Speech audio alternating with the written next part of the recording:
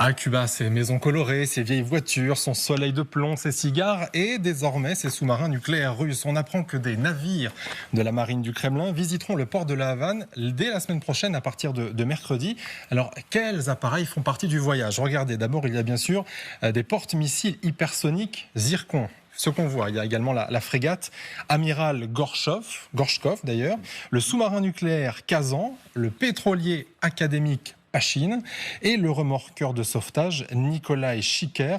Gros dispositif donc, et voici ce que nous dit Cuba à ce sujet. La visite correspond aux relations amicales historiques entre Cuba et la Fédération de Russie et est effectuée en stricte conformité avec les normes internationales. Vincent Huge, dans quel but on fait ça précisément cette semaine-là?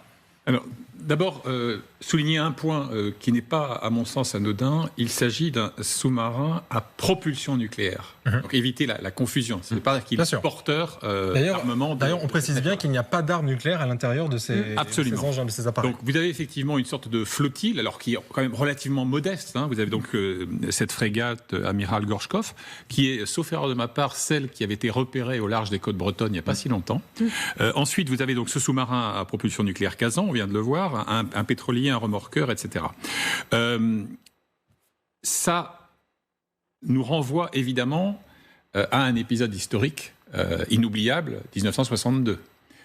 Il n'est pas d'ailleurs exclu qu'il y ait une volonté de raviver ces souvenirs. Je rappelle en deux mots, 1961, vous avez le fiasco de la baie des Cochons, lorsque, sous influence américaine, des exilés cubains tentent un débarquement qui est, en termes opérationnels, un désastre absolu. L'année suivante, peut-être enivrés par cette euphorie, les soviétiques donc installent des missiles pointés vers les États-Unis. On n'oublie pas qu'on est à 150 km des côtes de Floride.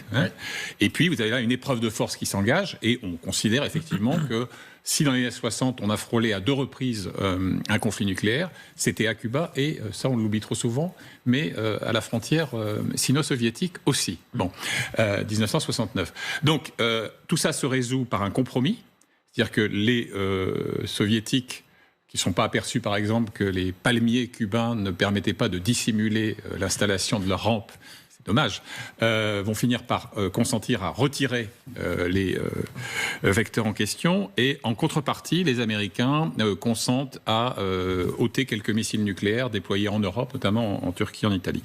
Mais, élément de contexte, et je termine là-dessus, il y a évidemment la volonté de la Russie de montrer qu'elle n'est pas isolée, qu'elle cultive de vieilles fidélités dans ce qu'on appelle là-bas le Sud global. Et au passage, le 9 mai, le fameux défilé réduction de voilure de Moscou, vous avez, en dehors des présidents des ex-républiques soviétiques d'Asie centrale, vous avez 3 chefs d'État qui sont aux côtés de Vladimir Poutine.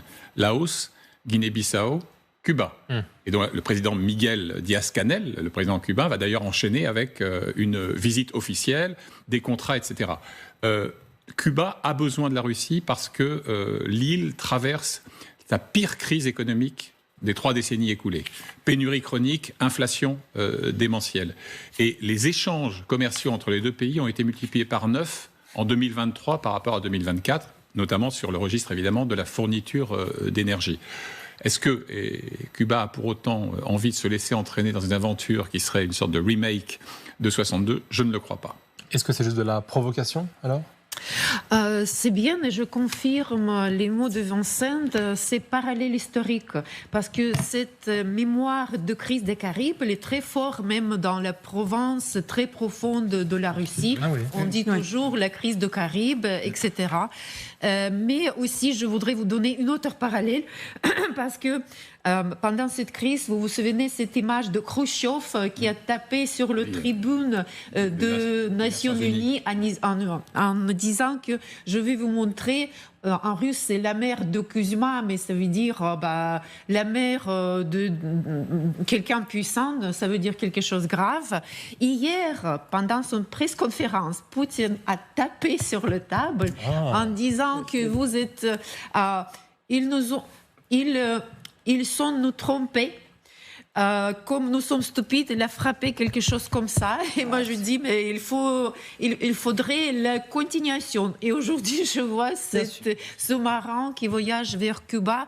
Et ça, c'est pour montrer encore qui est chef ici, comme je vous avais déjà dit, et pour évoquer cette crise dans la mentalité des Russes, que nous sommes toujours menacés. Il faut faire quelque chose de sérieux. Nous sommes sérieux, nous sommes porteurs de puissance incroyable. Alors justement, j'aimerais vous faire écouter ce que dit Vladimir Poutine il y a encore quelques heures. Lui, ce qu'il dit, c'est à partir de maintenant, vous avez, vous occidentaux, décidé d'envoyer des armes à l'Ukraine pour se défendre contre nous, donc il est possible que nous fassions la même chose avec nos alliés, entre parenthèses, Cuba, possiblement. Écoutez.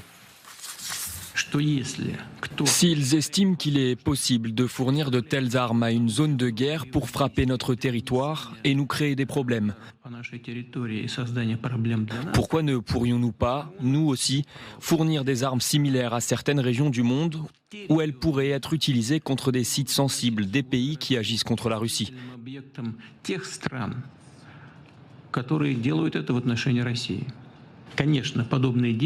Bien sûr, de telles actions finiront par. Elles ont déjà fait beaucoup de dégâts. Mais cela saperait complètement les relations et la sécurité internationale. Mais si l'on constate que ces pays entraînés dans une guerre contre nous et qu'ils y participent directement, nous nous réservons le droit de faire pareil. Voilà, c'est encore un peu imagé. Donc si vous avez besoin d'une traduction pour comprendre tout ça, c'est encore la télé russe qui le fait le mieux. Écoutez.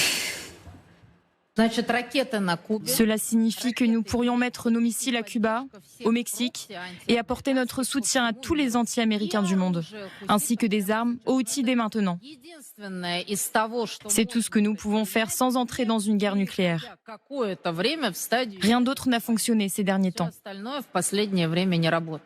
Pour une fois. Sauf que ça n'a pas l'air de faire très peur aux États-Unis qui eux-mêmes ont réagi et ont dit qu'ils ne voyaient pas la menace directe dans ces actions de Moscou. Bon, en fait, c'est, j'allais dire, une belle tentative, mais ça n'a pas vraiment fait l'effet escompté.